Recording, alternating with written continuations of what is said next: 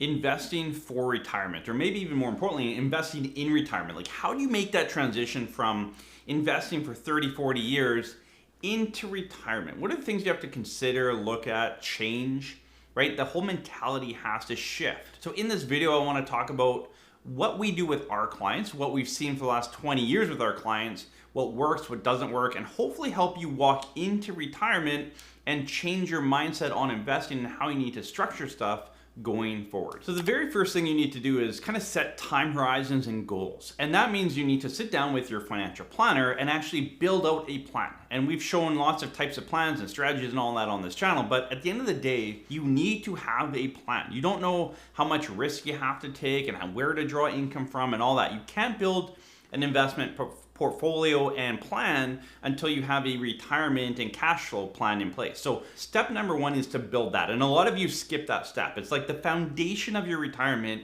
is to have a plan, know how much income, where it comes from, how much tax, the whole structure. Like, that's the foundation of your retirement. Meet with a professional and get a professional plan done. It's like, you're feeling sick and you have a lot going on with your body and you're like, you self-diagnose it with Google. It just doesn't work. You need to go see a doctor. In this case, when you hit retirement, go see a financial doctor and a certified financial planner, get a plan done. So now that you have a plan and have a bit of an understanding on, where your cash flow needs to come from, you need to educate yourself around the different investment vehicles and also then where to put your money. So is your money best to sit in an RSP? Should you convert it to a RIF? How does a LIRA work? If you hold a LIRA, which a lot of you watching this video do, what happens at retirement? When's the timeline on when you can convert to a LIF, a life income fund? Can you unlock any of that money? What does unlocking mean? And again, we've done videos on that, but you need to educate yourself on this. Understand the type of accounts you own now. When you go to start drawing income, do those types of accounts change? And if they change, what do they change to? And then is there a minimum and possibly a maximum amount that you can take out of each account each year? And again, your financial planner will go through this with you, but these are things you need to know. There's many different types of accounts. There's different ways that they can be drawn out, different taxes. So educate yourself on what types of accounts and investment solutions are out there, and then what best fits your plan. And again, this is something you're going to work on in kind of step one with your advisor to figure out like what makes this most sense for you based on everything you've built up. And trust me, it's different for everybody. Everyone's answer is a little bit different. So now that you have a cash flow plan, you understand what types of accounts are out there, how to draw money, what's taxable, what's not taxable. The next thing you need to figure out, and hopefully you've done this already. If you're entering retirement, hopefully you have a bit of an understanding on, what is a stock, what is a bond, an ETF, a mutual fund, like what types of investments are out there to hold under these types of accounts. So again, I always say the types of accounts, a RSP, a TFSA, a non-reg, you name it, those are the umbrella. And then under the umbrella, you can have many types of investments. You can have a stock, you can have a mutual fund, you can have an ETF, you can have a plethora of different things. It's endless. There's a lot of different investment options out there. One of these steps as you enter into retirement is, are the investments you currently hold going to kind of meet your cash flow needs? And I'll dig into this a little bit deeper here in a second, but if you owned a bunch of private equity. We have a lot of people that come to us, they own private equity, which means that they're invested in kind of real estate projects. And typically that money is locked up for 3, 5, 10 years. It's typically a good time frame. So if you're entering retirement and you need to start drawing money out of these accounts, but your accounts are locked up for 5 or 10 more years, that doesn't match up. So sure, it may be sitting in an RSP and your RSP is converting into a RIF and you're gonna invest in this real estate fund that's going to make a lot of money, but you can't get access to your money, so you can't enjoy retirement. So again, type of account, then investment under account. Understand what types of investment you have, and do they line up with the type of retirement and cash flow you need heading forward. If you feel like you need to kind of retweak your portfolio as you head into retirement, just make sure you understand how much risk you need to take. Like when you build your plan, your advisor will say, based on a 5% rate of return, here's where you'll be, or an 8% or a 2%, whatever the number is. So that kind of helps gear you in, okay, here's how much risk I have to take or need to take to kind of meet my retirement goals, my cash flow needs, all of that. So make sure you understand how much risk you're taking. A lot of people, again, you'll invest in something thinking it's very low risk, and down the road you realize, wow, that was high risk. I lost money. It did not pan out as I thought. And I've seen this firsthand, especially with real estate, mortgages, these kind of alternative assets. You have to be careful who you're dealing with, how they're investing. And again, this is where kind of leaning on professionals to manage that for you might be a better option for you if you're going to lean that avenue. But again, understand risk versus reward and how that ties into your retirement plan. As you get closer to retirement, and I guess any point throughout your investment journey, you want to be continually reviewing your fees, your management fees, your charge fees, all of that. Any type of fee that's attached to your investment, what you're paying and what are you paying for. And I think there's a big division of these two things. So you might be paying a very low cost, ETF, you might be doing DIY, buying ETFs, keeping it really low cost, but you're not getting anything for it. You're getting a platform and you're building your own portfolio. So really it's on you. As you get closer to retirement, that means that the planning piece is also on you. So that's where I would encourage you to reach out and hire a financial planner to at least put a plan together. You can keep managing your own money, but hire a fee-for-service advisory firm like us. There's others out there that can put together a clear roadmap for you for your retirement. Now, for a lot of you watching this video, you're invested at, I'll call it a bank, a large financial institution, you're invested in mutual funds or whatever it may be, and you're paying a high fee. And there's kind of, I'll put people into two buckets here. You maybe have mutual funds and you're paying like 2 to 3%.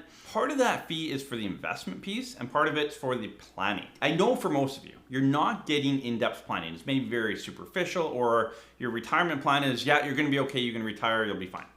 And that's not a plan. In fact, if your advisor isn't kind of looking at different options within, CPP time and an RSP meltdown and all these things that I talk about on this channel, if they're not doing that, they're not doing their job. You need to lean into them. Even I talked to a lot of people say, hey, I took what you talk about on the channel and pushed back on my advisor to run those scenarios. Perfect. That's why we do this channel. So if you're paying for planning advice and you're not getting it, then you need to maybe change firms. You need to look at different options. You need to talk to a fee-for-service advisor. And people always ask, like, what should I be paying? Typically, if you're under $500,000, you should be paying around 1% for investment advice, 1% for the financial retirement planning advice. So around 2%.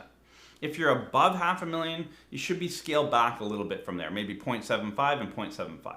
If you're paying 2.5%, 3%, and you're in seg funds or a high cost mutual fund and it doesn't line up, again, segregated funds, I won't go into in this video, they're higher priced, there's some embedded benefits. It makes sense for a small portion of the population. And it's a great product for those people. But for most people, it doesn't. So again, review what you're paying, make sure it's the right fit for you. And if it's not, start looking at something different because those fees are eating into your retirement. Now, again, a lot of you go full DIY and you skip out on the planning, you start making bad decisions. I saw it through COVID, 2020, market collapses, people sell out, make bad decisions, or they start chasing stocks that are meme stocks, and it derails their retirement. So it's this fine balance between the two. Figure out what suits you best and move forward with a clear plan in a clear direction. A couple more tips, and then my last point here is really important, so stay tuned for that. Once you've got your whole portfolio set up, you need to figure out what your strategy is. And again, this is where kind of planning comes in. And I always tell clients, like, people are worried about, well, what if the market drops 30% the first few years I'm retired? In my view, that doesn't matter for our clients because we have a cash flow plan and then we make sure the investments are lined up with the cash flow plan. So if you need to take out $30,000 out of your RIF for the next 2 years, we have $30,000 of cash flow coming in, regardless of what markets do. Dividends, maturing bonds, interest income, there's a bunch of different ways that we can generate that. So I'm not worried about the overall fluctuation. So again, you need to understand, what is your plan? Talk to your planner about, okay, I have a plan, but how do we actually draw this out? How do we make sure that a 30% market correction isn't derailing my retirement? We want to take out the market risk and the fluctuation in the market out of your retirement plan as much as we can. It'll always be there a little bit, but if we can remove most of it through proper cash flow planning, investment strategy, it's going to be a lot easier. So again, look at your plan and then say, okay, where is my money coming from? And is my portfolio set up to produce that without derailing from a market correction? And I know a lot of you watching this video are doing high yield investments, high yield ETFs or whatever it is. Just be aware that typically those things, yeah, they're high yield. Some of them are 10, 15%, it's crazy. But the NAV, the cost of that product to begin with, depletes over time. Make sure you understand this. Don't go chasing high yields because it's giving you your cash flow without understanding how this thing works and what the underlying cost and structure of it is. It might work for you, it might not, but make sure you understand it going into it. As you enter into retirement, remember that you don't have to shift to full income. right? So if you enter retirement, let's call it with $500,000, and you need to draw out typically, 7 to 12% is pretty average. So let's just call it 10%. So you need to draw out $50,000 out of your $500,000 account this year, next year, going forward. That means that 400,000, if we're going to put the first 2 years of cash flow aside in whatever way we want to do that, this still means that $400,000 or 80% of your portfolio is still working for you long term. That means it still needs to be kind of growth focused. So as you head into retirement, don't think, oh, I need to shift fully to income because I'm drawing in income. No. A lot of your money has time to work. It has time to kind of ride the market and get a nice, hopefully, good return long term. So make sure you understand that, look, part of it needs to go income, part of it needs to go growth. What it is for you, I don't know, but make sure, again, you go through that process that your investments actually line up with your plan and your cash flow needs. Now, my last point for today, and this is really important, is you want to make sure you're reviewing and rebalancing your portfolio as you go forward. So as you go through year one and you've kind of drawn out some of that cash flow, then yeah, next year hopefully is lined up. But what about the year after? Like, make sure you're always looking forward 2 to 3 years of where your cash flow is going. The other part of this is a lot of you hit retirement and you have more time on your hands, or at least you're in front of your computer more, and your investments are top of mind because that's where your income's coming from, right? Just like you check your paycheck whenever it comes in, you're checking your investments too often. And if I asked you today, what is your portfolio worth? You shouldn't be able to tell me day after day what it's worth. That's concerning. That's going to drive you crazy through retirement. Again, make sure you have a plan, the plan's in place, it lines up with everything, and review that plan. I would say typically monthly would be the most often, ideally quarterly or semi-annually. Quarterly is a great time. Check in quarterly with your investment advisor, make sure things are on track, get your financial plan updated if needed, if there's any changes, all that. So if I can encourage you, most of you, if you're looking at your portfolio and everything more than once every 3 months, you need to scale it back. Don't look at it daily. It's just going to drive you crazy. Markets do go up and down. Your portfolio will go up and down. The more money you have, the more it shifts, the more stress it has. Enjoy retirement. Build a plan, follow a plan, enjoy retirement. Stop looking at it so much. We'll see you in the next video.